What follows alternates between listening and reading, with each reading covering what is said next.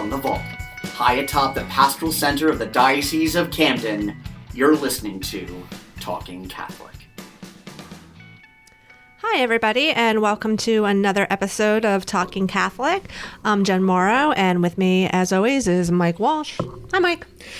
Hey, Jen. How are you? I'm well. How are you doing? I'm doing good. I am still riding the high of last weekend. I am very, very excited. Such a great day. It was. For those of you who may not know what was going on last weekend, it was the Feast of Corpus Christi, the world round. And in the United States, we, at the request of the USCCB, the United States Catholic Conference of Bishops, the United States is embarking on a 3-year initiative called the Eucharistic Revival, where we are going to be encouraging all of our Catholics, and certainly non-Catholics alike, to sort of focus on the Eucharist and what it is and why it's so important to our faith. So as part of that kickoff, which happened in all the dioceses in the United States last weekend, in Atlantic City, we held a diocesan candlelight Eucharistic procession in Atlantic City along the boardwalk.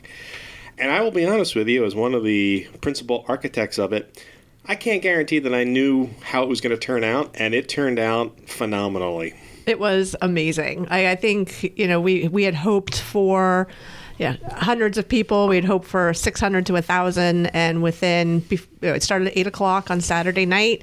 And as soon as 7:30 came around, we realized, there's already more than 500 people here. And we were handing out candles. Like Mike said, it was a candlelight procession. We had battery operated candles, and we had 1,000 of them, and we handed them all out. Yep, we handed them all out. They were distributed, and we still had more people waiting, including my wife and son, who did not get a candle. But they were kind enough to steal the Vicar General's. Oh, or at the very least, he gave it up to them. There you go. No, it was a great event. The latest numbers I heard was it was between 1,200 and 1,500 people who were in attendance that day.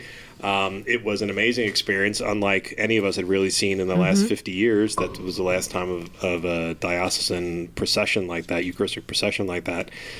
And as someone who was at sort of the head of the group, as we were, myself and John Kalitz were pushing the sound cart to make sure everybody could hear. You guys did a great job. John Kalitz walked backwards the entire time. I was very impressed. Yes, That's almost a mile. He walked backwards. Oh, it was actually almost 2 miles when you take into account we had to go back too. Oh, so right. It was a long walk, but there were 3 altar stations. It started at Tennessee and Boardwalk, and the first station was near the Korean War Memorial, and that was the Asian altar that was there. And then shortly before you got to Bally's, that was or Wild Wild West Casino, that was the Latino altar. And at each of the altars, there would be 5 or 10 minutes of prayers and singing. The Asian altar, we had Vietnamese liturgical dance, which was really wonderful. And I know, in many circles, liturgical dance is not something that's embraced.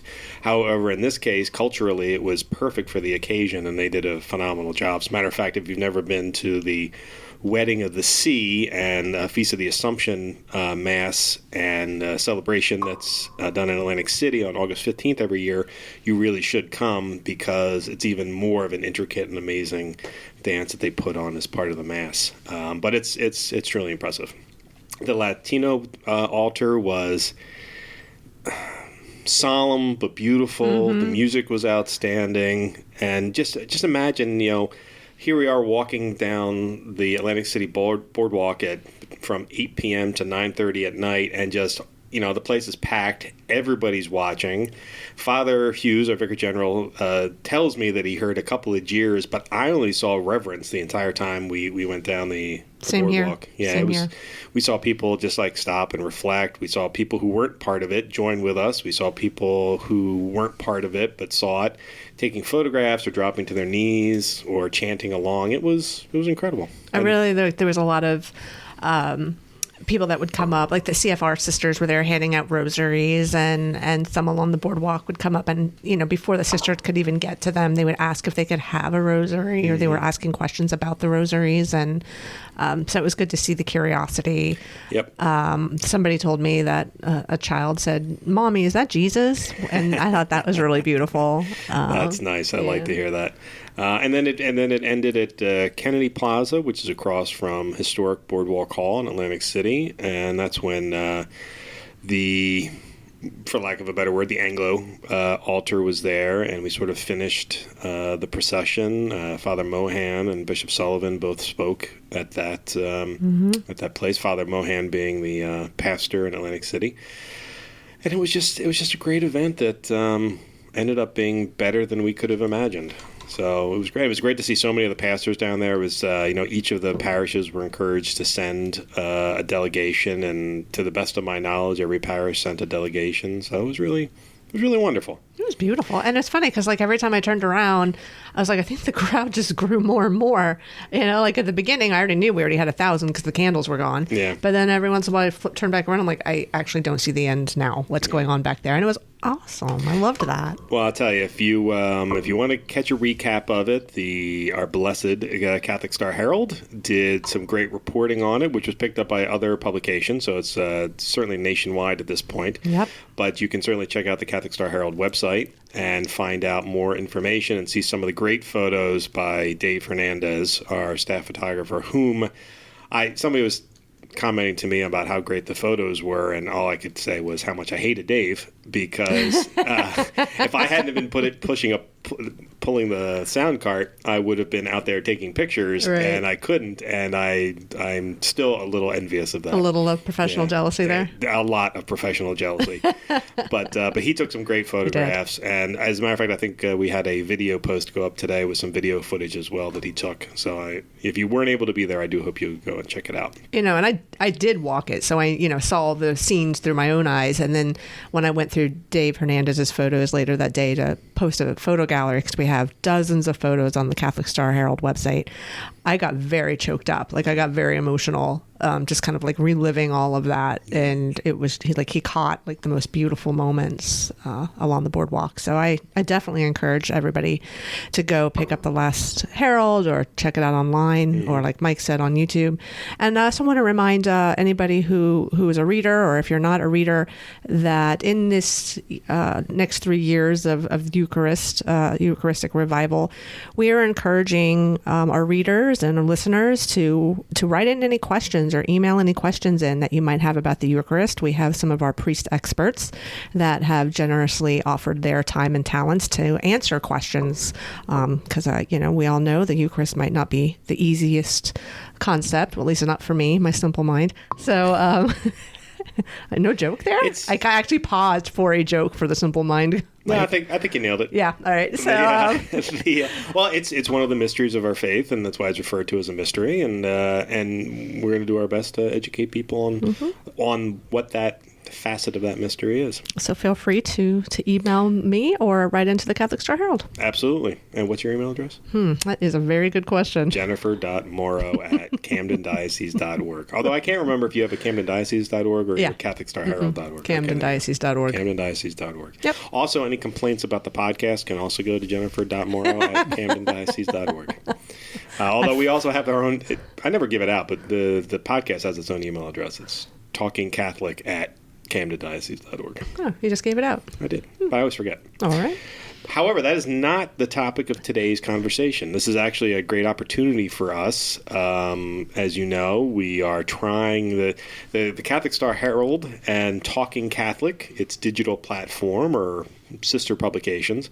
And for years and years and years, we've had some really great columnists in the paper. And we have one with us today to talk about a very specific subject, but also about his column and his journey. And for that matter, his time in our job with the Catholic Star Herald, because I'm not sure if you realize he's a former executive editor of the paper as well. So who do we have with us today? We have Father Joseph Wallace. He is the Diocesan Director of Ecumenical and Inter-religious Affairs and pastor of Christ the Redeemer Parish in Atco. Welcome, Father. Well, I'm very happy and honored to be here with you today. Well, thank you. Yeah. And for our listeners who probably noticed the change in the sound, yes, we are back in the vault. It's another vault podcast, so the sound will actually sound good for once. And it feels like I'm home. I like it when we record in here. You do.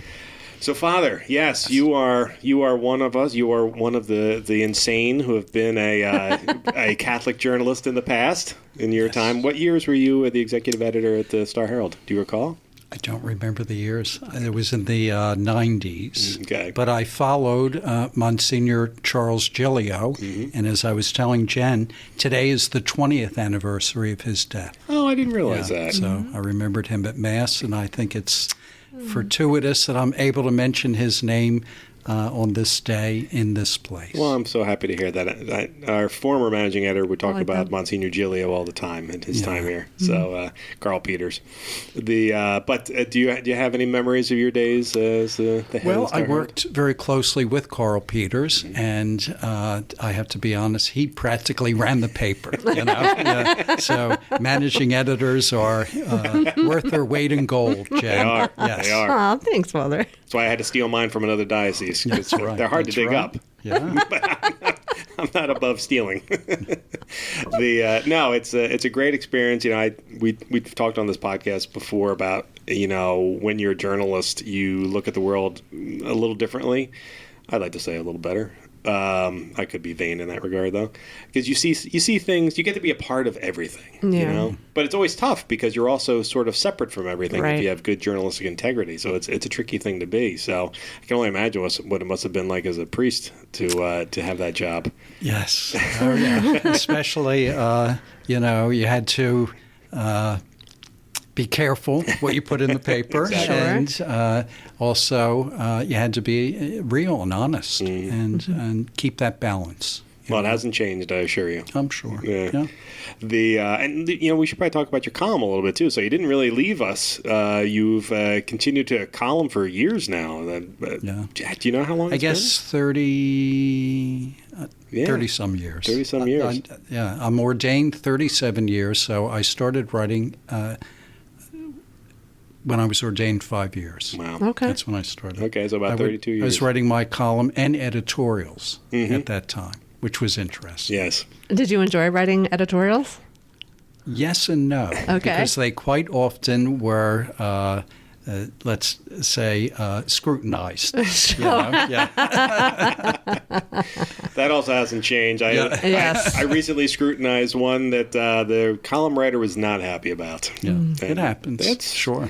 Hey, listen, I edit the bishop too, so it's the deal. Everybody needs an editor. That's right. Absolutely. And when you don't like him, you really edit it. No, just kidding. Never like that. But your column for years has had a very interfaith, ecumenical perspective on it. Can you give me an idea of give our listeners rather an idea of what your column's about? What you focus on? I try to basically focus on issues surrounding that whole enterprise of Christian unity, and also reaching out with respect and love to the other world religions, So I try to, keep an eye on what's happening locally, nationally, internationally in that. And so it's an endless, source of material, really, in so many ways, because we're always engaged in some kind of a dialogue or some kind of a, world event where we speak, hopefully together, for the principles that we all hold in common, such as love and respect and peace and all the virtues that most religions share. Father Wallace, has ecumenical ministry and has that always been a passion of yours? Yes. In fact, when I was in high school, I worked at a kosher restaurant. So I think that sparked my interest in Judaism, my lifelong interest in Judaism. And it just so happened I've often had encounters in ministeriums, et cetera, that I was involved in on the parish level, meeting other Christians and Christian leaders. And so once I got involved, I felt as if it was providence. I have to agree. I've been blessed to have a lot of jobs outside of the diocese before I got here. And that was one of my favorite parts is honestly learning about other faiths. I even going all the way back to college, I went to St. Joe's University, a Jesuit school, but my religion classes were all interfaith. Mm-hmm. So I had the opportunity to really focus on other religions. I still remember, I think my last one was all on Mormons. It's all on Mormons. An entire one of my great interests. They're fascinating. It's a fascinating interest, or fascinating faith rather. But you know, I sort of share your viewpoint on particularly Judaism. So I worked in corporate law for a number of years as a PR guy, and I was surrounded by Jewish attorneys all over the place, and I would work on all of their, a number of their projects, many of them involving a lot of Jewish groups that we would work on behalf of. But I never made it into a Jewish service until I came to work for the diocese. Yes. And I think the first year I was here, it was the 50th anniversary of Nostra Aetate. It was. And we were together at that event. We were. And that was my first time wearing a yarmulke, and my first time my first time in a synagogue as a Catholic on behalf of the Catholic Church. But that was a great event. And actually, I had another opportunity to do something I had never done with you, and this was just a little more recent. It was just a year ago.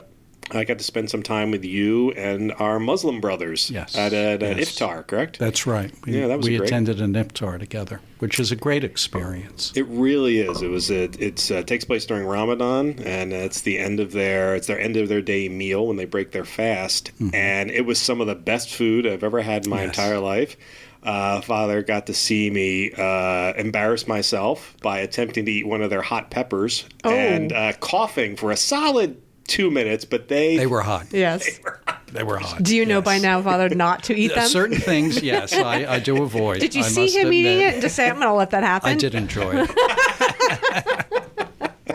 To be honest, I rightfully so. I like being the comic relief, but it was, but that's one of the great opportunities in your faith or your job, and one that I get to tag along on quite often is some of that interfaith work. It's great. It's enriching. It's, I think, mutually beneficial because not only do we as Catholics experience and learn more about these other world religions and even the other Christian denominations, is that they encounter our faith by us and our attitude and our, respect that we show. And it's just I think, a mutually enriching experience for all of us.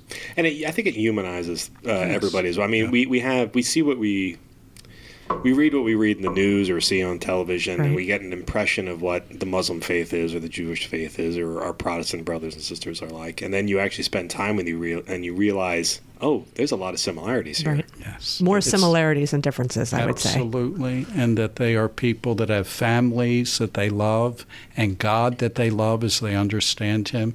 And it's just, I just find it very, it deepens my own faith. Yeah.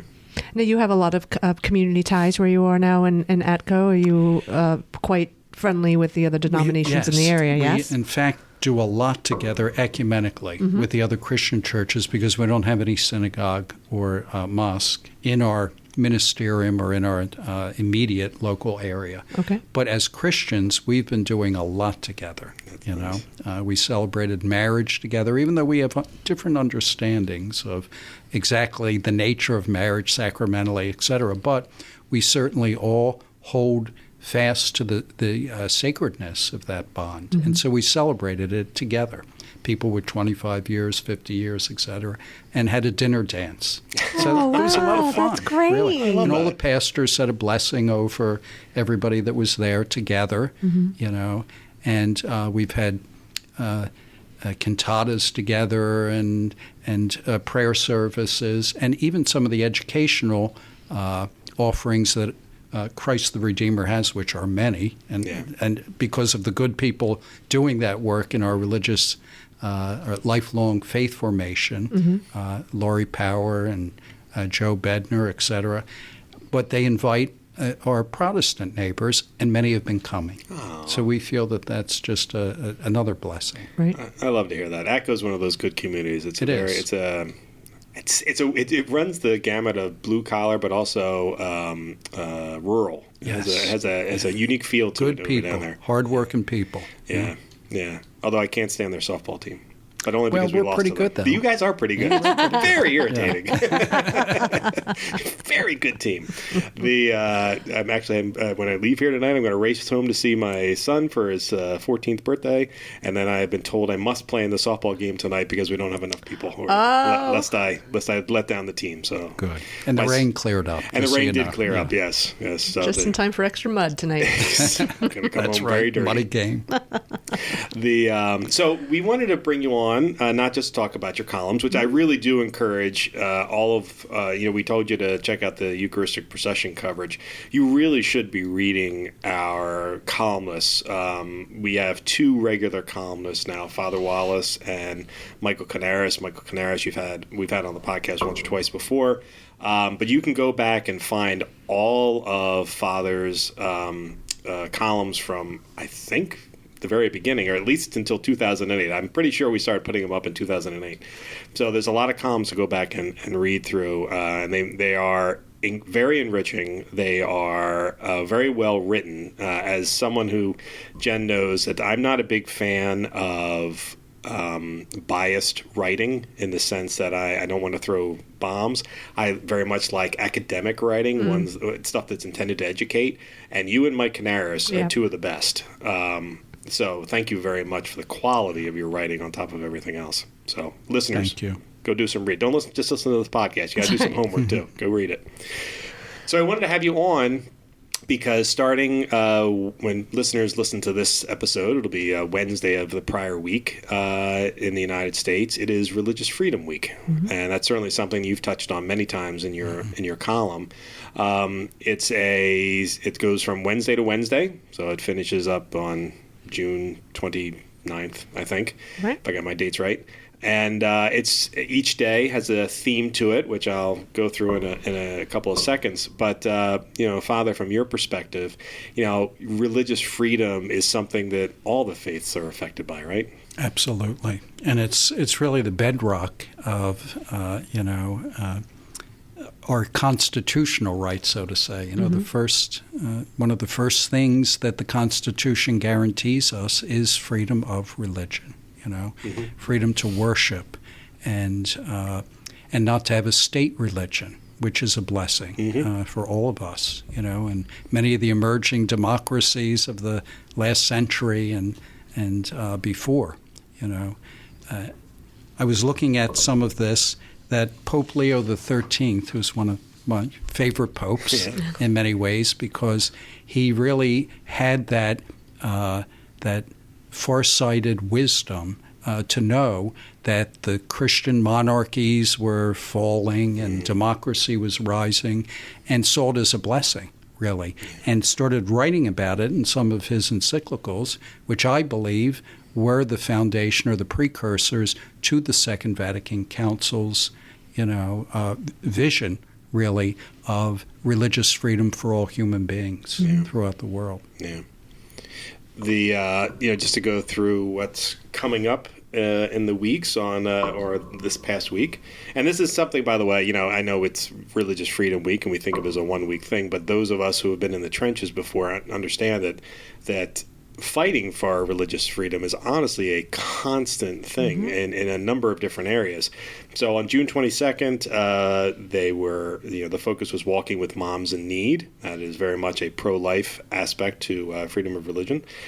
Church vandalism, certainly something that is near and dear to something that Catholics understand. As a matter of fact, in this most recent edition of the Catholic Star Herald, I talk about the recent death of one of a good and faithful priest in the Diocese of Camden, Father Joe Capella.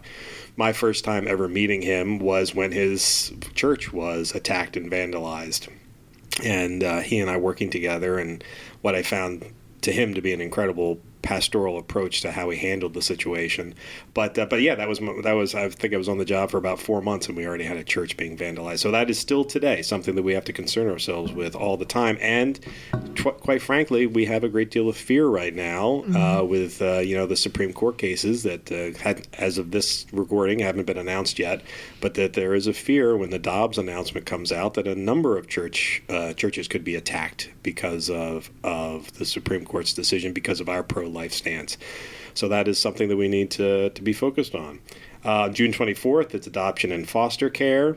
On June 25th, it's taxpayer funding of abortion. On June 26th, it's religious freedom in China. That's right. Our religious freedoms are not just something that are born in the United States. It's something that needs to be considered across the globe. And China has certainly been an area where religious freedoms are routinely curtailed. June 27th is pregnancy resource centers. June 28th, we pray for healthcare workers. And June 29th, we pray for free speech. For years, and maybe this has played into the part of certain changes in what the Supreme Court's going to be ruling on. But for 50 years, we marched every single last. Well, it changed dates eventually, but it was the second to last Friday every year in January. We marched for the pro-life cause, and we marched through the District of Columbia and across the mall just to get our words out there. And it's very important that we have those things protected. So Religious Freedom Week is sort of the focus of all that. So it's not something that we can take lightly. Right, Father? Absolutely. And the issues that are important to us are just as important to the other religions in this nation. That's right. Well, and I think it's important to note that, we're talking about religious freedom, but this is religious freedom is not a new concept. It's biblical. Yes. I mean, it's mentioned in there numerous times. So it's a human right. Right. So I think that's, important to note. And 2,000 years later, at that time, maybe 1,700 years later, it was something we talk about in the Declaration of Independence, that right to life, liberty, and the pursuit of happiness. That liberty it's in the first sentence, Sure. Personal liberties, religious liberties, it's something that can easily be curtailed when the wrong people are in power and people are trying to take advantage of certain things. So this is something that I would encourage our listeners to focus on. I think, maybe that's just my opinion, but especially in today's world where, I think culture wants us to privatize our faith. You don't need to listen. You don't need to talk about it. You're going to worship it, but you don't have to talk about it. Religious Freedom Week is a time, and beyond, is a time to say, no, we don't just practice it on Sundays. We live it, and us living our religious freedoms comes out in the ministries that we have. It comes out in healthcare. It comes out in education. I mean, these are all important. It's not as limited as you might think when you immediately just think religious freedom. Oh, it's just the worshiping part. It's not at all. No, it's actually quite expansive. In some of your research, Father, are there elements that the USCCB asks us to, or the diocese has asked us to focus on? Well, I do know that one of the issues that has faced many of the religious communities in the United States is the education of their children, how important that is. And many people of faith would like their children educated in an atmosphere that also includes spirituality, their faith. And so it's not just a Catholic schools issue. It is an issue that touches the Jewish faith, the Muslim faith, and even many of the other Protestant schools, looking for some kind of not really assistance, but the right to educate their children in this way, and for their taxes also to be used for that, for the education of their children, just like anyone who has a child in the public school system. Yeah. And the timing of those remarks couldn't be more accurate. The Supreme Court just this week, at the time of the recording, released a judgment about a court case out of Maine that said that Maine was being entirely too restrictive by not offering the same financial opportunities to children who were being educated in religious schools that they were to children that are being educated in public schools, and that they found that to be against the law and found in favor of the religious students. So what that means is that states like us in New Jersey, who have had a difficult time getting funding for Catholic schools from the state, need to now pressure our elected officials to go, hey, listen, the Supreme Court just came out, and this is something I was just thinking about today and having a few conversations with the education department. In the state of New Jersey, the state pays a lot of money to charter schools. What our parochial schools are providing is no different than what the charter schools are providing. Therefore, and it's not necessarily going to the school to the school itself. It's going to the children, right, or to the students. That funding should be available to the students at all. Not coming to the schools, coming to the students, who can then make the decision on their own, and their parents, obviously, where they would like to be educated. And I believe that's the solution, is that the taxpayer should be able to make the decision as to where their children's earmarked educational taxes go to. Mm-hmm. And it will probably be a states' right thing, similar to what we are now experiencing with the abortion issue. That even some of the more progressive judges of late on the Supreme Court mentioned that it was poor jurisprudence to begin with, but secondly, that it's a state issue. Each state should be able to, decide through the plebiscite. Which is important. A lot of people don't understand. It's funny.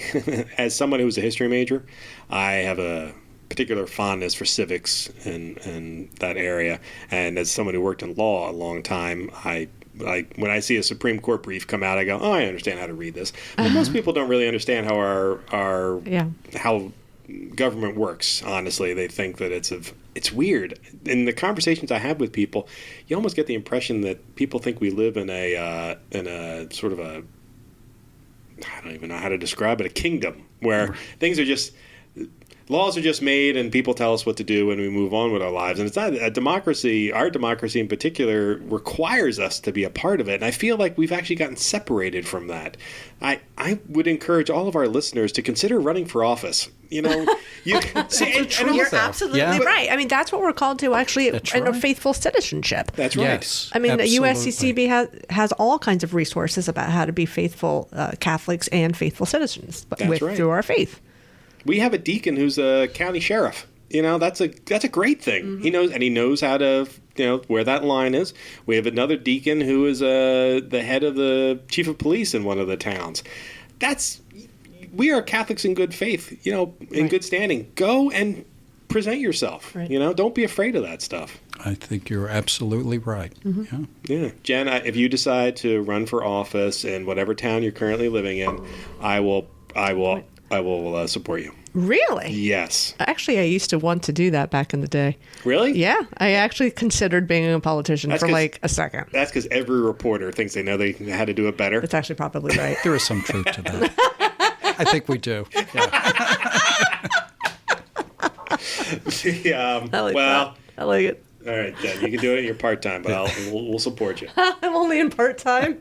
I'm sorry, you can only serve your town on the weekends. That's right. You have a lot of work to do. I do have a lot of work to do.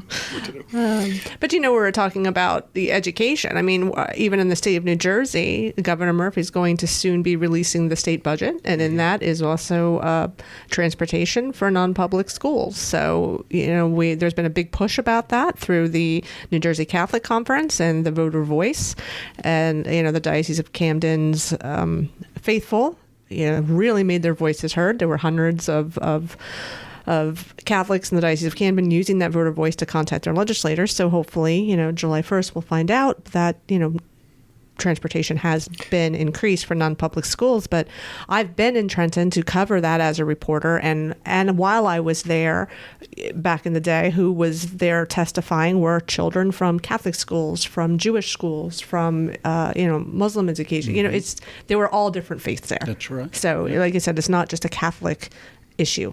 Yeah. It's all faiths. And actually, I think we need to get back to that because the COVID sort of stalled a lot of that because you couldn't have in-person interaction any longer. So it's been about 2 years since we've had one of those. But I think we need to go call the New Jersey Catholic Conference and encourage them to get a few those things going. I agree, because when you're a legislator and you're sitting across from from a 15-year-old who's saying, I spend 3 hours on a bus just to go to school, and I want to go to school, and I get up at 4 a.m. and get home at 5 p.m.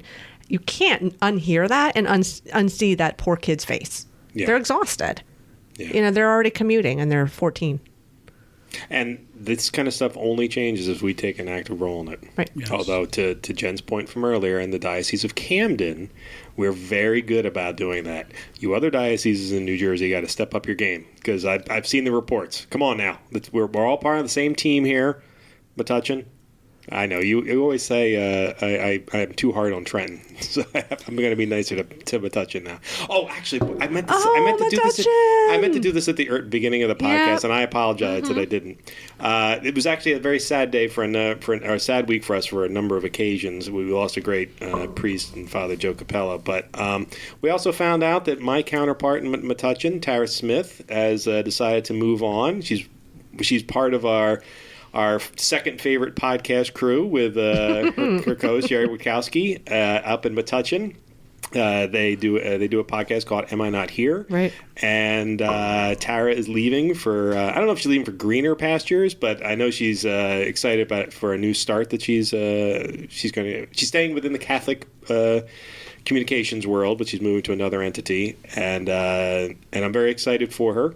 But at the same time, very sad. I wish her well, though. She's a great person, super intelligent, and she's going to be great. But if I realized just how desperate or how much she was planning on leaving, I would have found her a job down here, because she's just that good. She's one of those people I would like to steal. Yeah. So, but Bishop Cecchio, please know that I did not steal your communications person out of respect. Or because I didn't know better. But to whoever Tara's new employer is, I make no promises. So treat her well, because I will steal her. Anyway, that's it. But if you haven't had a chance to reach out to Tara, I'm sure she'd appreciate it. And let's all pray for Jerry, who now has the Herculean task of doing a little bit more work on her part, while I don't know if he's going to be promoted or if if they're looking to bring somebody else in, but there's a lot of work to be done in Metuchen, and I'm sure Jerry will be picking up the slack. So. Yeah. And he's a good worker. He is. He's up to the task. But in the meantime, Jerry, prayers. Yes. Don't ask us for help. We're busy. That's right. No, that's not true. Anybody can ask us for help at any time. We help all of our brothers and sisters in the communications field. So going back to our topic for a second. Okay, you want to get me off of insulting the other diocese? Yes. Okay. I always do. Always do. Hey, back listen. on task. I just want people to be as good as us. That's all. I know. Continue. You're so humble. I'm not. We do really good work down here. Yes, we do. We made it. Okay. Oh no! Here we go. Now you got me going now. Remember, we're on a podcast. I know. I'll use the right words. That procession that we did this past weekend. Was amazing. All right, I saw the coverage from all over the country. Mm-hmm. Unless you were in a major metropolis, nothing compared to what we pulled off. That was a beautiful combination of good direction from the bishop and the vicar general, and a great committee that was pulled together, and the support of the parishes and wonderful pastors who agreed to this cockamamie idea to all show up in Atlantic City on 8 o'clock at night.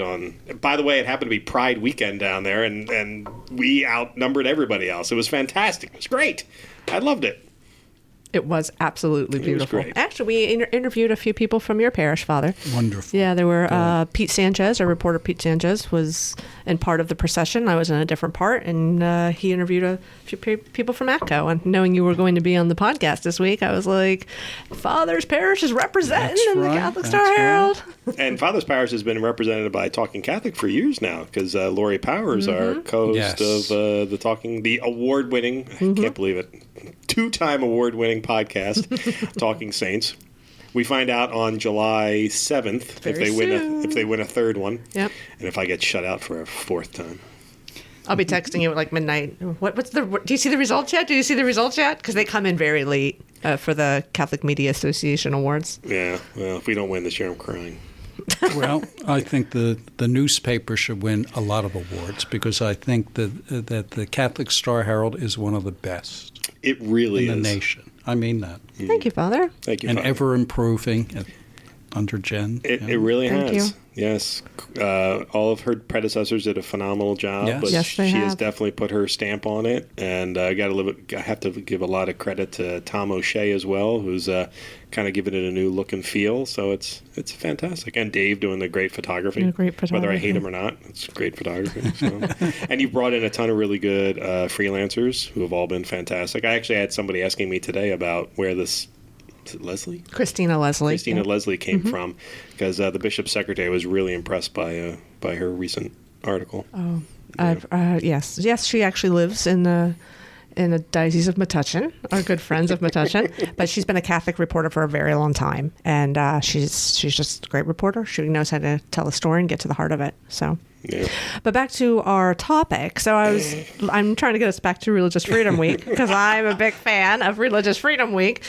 Actually, just ecumenical in general. So also interested in that. So I was, doing some research for the podcast too, and I came across this quote from Pope Francis. It says, "The Holy Spirit grants the courage to proclaim the newness of the gospel with boldness in every time and place, even when it meets opposition." And, it kind of got me thinking about, what I was saying earlier is that, our faith is not private. So do you have any ideas of, how we can declare our faith publicly, but not in an aggressive way, but more in a confident way? Sure. I think sometimes there's a little confusion for all of us, really, exactly what religious freedom means. Mm-hmm. And sometimes, the concepts of separation of church and state, even among people of religion, they think it means that they can't say anything about their faith in the public forum. That it's only meant for inside the walls of a church, a synagogue, or a mosque or whatever, which is absolutely untrue. That it really does not say that we cannot speak and that we cannot address the issues of our day from our particular spiritual and theological perspectives. We have that freedom, but it's not always exercised, I don't think. And it is true that it's not always going to be appreciated, Right. But that's where I think Pope Francis is saying we need to have courage and still speak the truth, And I think the more that we can make coalitions with other religious communities and with other Christian denominations, especially on those issues that we do champion together, the more powerful I think that witness and message is really to the world. And where we disagree, we should do it respectfully, and we should. That's a great reminder. Actually, I'm glad you said that, Father. This is the midterm elections coming up, and every year particularly in the last 20 years, it's become particularly hostile, problematic. I mean, in the last two major elections, presidential elections, there are a lot of friendships and family bonds that were broken because of it. And I don't remember it being like that when I was a young person, or even when I was a reporter in the 90s, and when I first started out. Like, you could have political discourse without taking it personally. Right. And I think that's a problem that's happened in the last couple of years, unrelated to policy. Right. Related specifically to the civility that we show each other in civil discourse. I work for the Catholic Church, and I'm a public relations person, and the Catholic Church in many ways is a microcosm of culture in general. We have just as many people who are people on the left as we do who are people on the right. It's well known that how cultural feels about certain hot button issues, or oftentimes how Catholics feel about it. And in my job, I feel like it's important that I, always am speaking to both. I'm always speaking to both sides truthfully but respectfully. It's not my job. There was a time that the Catholic Star Herald, I think, threw a few more bombs in its writing. And when I came on board, that was actually something I wanted to make sure we didn't do any longer, because I didn't think it was helping anything. I think it was just hurting people to constantly be pointing fingers at the other side and in an uncivil and dismissive and insulting way. So instead of using that kind of terminology, let's talk about, to your point, Father, and you said this earlier, these truths. We hit home. These are the truths. These are the truths. These are the truths. How we interact with them is a different story. But if we can continue to educate people on why we believe what we believe, I think that is so much more valuable than just taking pot shots at someone because of their political opinions. I think even your most recent column, Father, I think you were speaking about Pope Francis meeting with members of the Buddhist community. Yes. And if I remember correctly, you correct me, but if I'm wrong, but they were talking about the similarities of, yes. I want to say the Beatitudes, but I could be wrong. Well, I think Pope Francis was quoting from the scriptures, Christian scriptures, but also the Buddhist spiritual documents, and Buddha himself, that in essence, we really hold the same beliefs when it regards peace, war and peace, because Buddhists are very peaceful people. And he was, I guess, encouraging like-minded believers in God to do all they can to advocate peace in our world.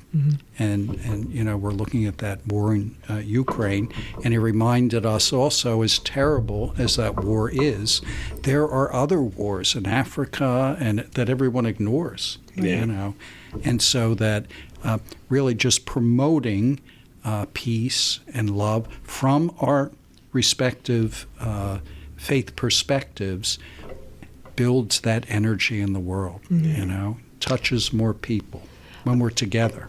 To your point a little bit, yeah. Talk more about me. I know, to say that you were right, contain your excitement. No, we're talking about being able to talk civilly to each other. A couple years ago, when there was extreme anti-Muslim sentiment, I remember covering some events where what was popping up was interfaith or interreligious meetings in people's homes.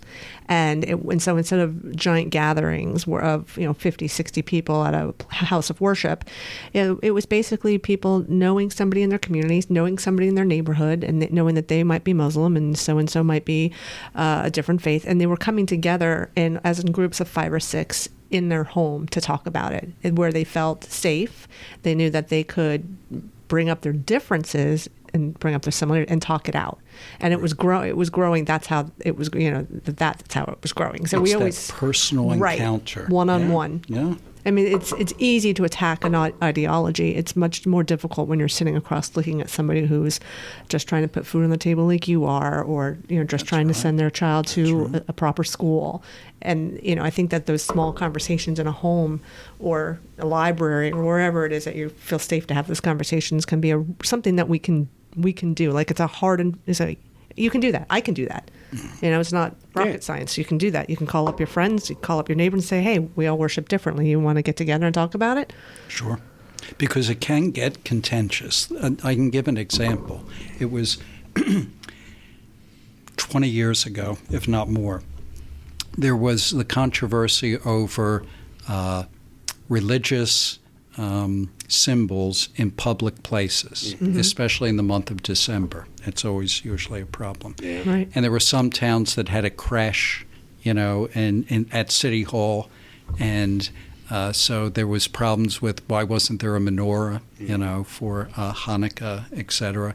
And now, you have other religion groups that are growing in the country, so there's that constant, conversation. And people were making kind of rash and nasty statements from all sides, even from the Catholic side, believe me. So I felt sort of in the middle of it all, trying to write in a way to bring peace and also to bring people together, as you're saying, Jen, to discuss it face to face. Not writing nasty letters to the editor or, whatever it might be, actually bringing human beings together. And then at the end of it, everybody saw that, yes, religious symbols are important to all of us, and we'd all like to be included. So that was sort of the what they, in the end, did. It looks a little crazy sometimes on the lawns of City Hall, but that's America. Yeah. That's pluralism. And I'll take that over nothing at all. I I'd much agree rather with you. see Agreed. every faith being represented than none of the faiths being represented, because we're all that's a whitewashing of culture right there, is removing it, and that should never be the case. And I've worked with a lot of atheists. I worked with a lot of agnostics. I worked with a lot of other religions, and all that time I've ever worked with them, I was never worried about losing my own religion, because I have a nice strong faith in my own religion, and I never necessarily tried to evangelize anybody else. I've told this to Jen before on earlier podcasts that one of the most difficult parts of working in the church is that I no longer work in the public space where I could be the token Catholic, and I was able to answer all of the Catholic questions that were going on. I was working, I think I was at the law firm when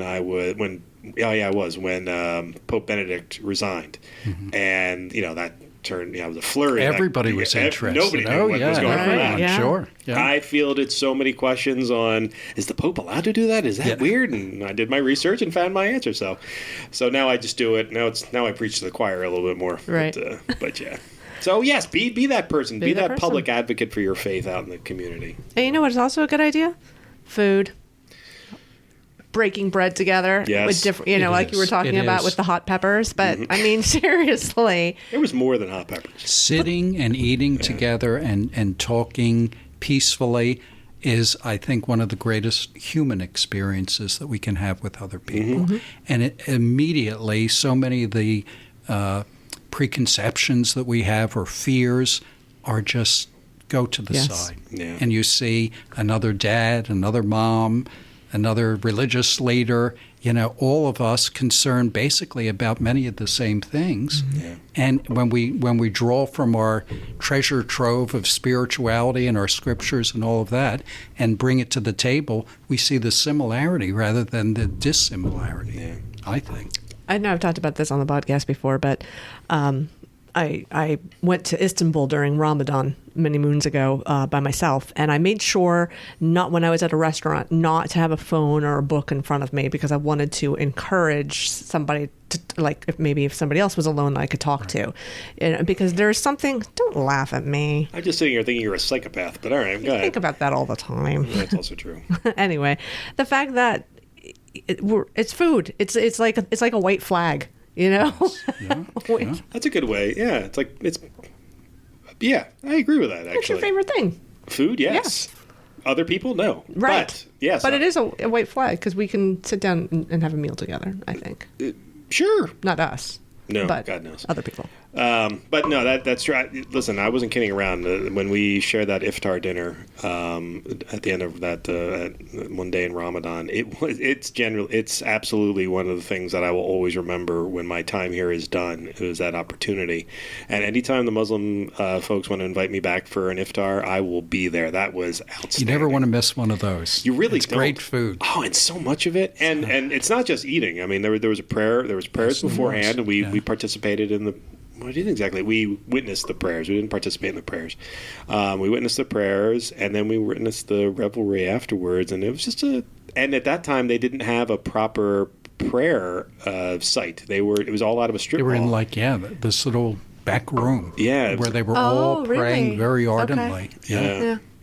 And to a point that we've talked about many times, Jen and I are both big Marvel fans, although she recently said something very disturbing to me about that. But the newest Marvel series is on Disney Plus. It's out right now. Is Ms. Marvel, and I've seen the first 3 episodes of it. It's not designed for me. It's a young adult thing. However, I keep watching it because it's all about Palestinian culture and Muslim culture, and it's fascinating. It really is.